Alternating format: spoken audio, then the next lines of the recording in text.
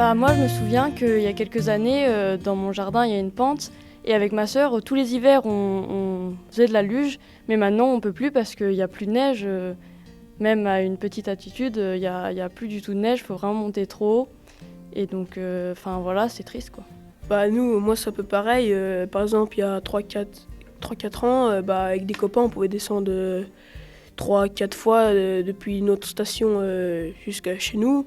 Maintenant, cette année, on a pu le faire qu'une fois parce qu'il n'y avait pas assez de neige et puis c'était pas très facile, hein. Les spécialistes, ils disent tous que c'est de la neige éternelle en haut des montagnes, mais pour combien de temps en fait? Tu te dis, dans même pas 20 ans, ça se trouve, on pourrait même plus skier. Et c'est quand même un loisir que je pense que tout le monde ici aime skier.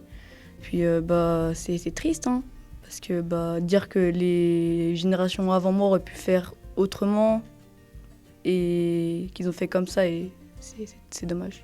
Moi, mamie, elle m'avait raconté une anecdote. Elle m'avait dit que tous les hivers, elle allait en luge au collège.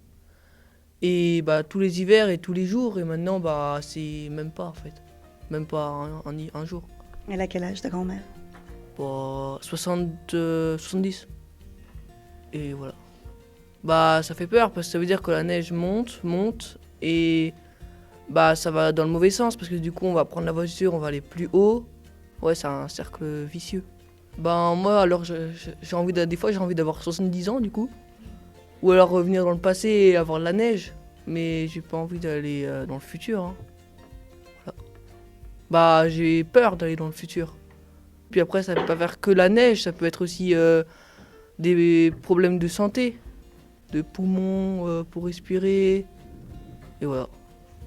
Quand je vais à la pêche, je vois que le manque d'eau se fait très très présent. Par exemple, dans Taninges, la rivière qui passe au milieu, le Foron, il diminue beaucoup pendant l'été, même beaucoup. Il est presque atteint de sécheresse à certains endroits, donc voilà. Mon arrière-grand-père, il allait à la pêche dans le Gifre, à Mieuxy. Et puis par mois, il faisait entre 100 et 200 truites. Et maintenant, moi, j'en fais 3-4 par mois. Donc c'est vraiment très peu. Faut aller de l'avant et faut pas penser à ce qui s'est fait par derrière et dire la faute c'est à qui, tout ça. Mais il faut plutôt faire... voilà, c'est à nous de le faire, quoi.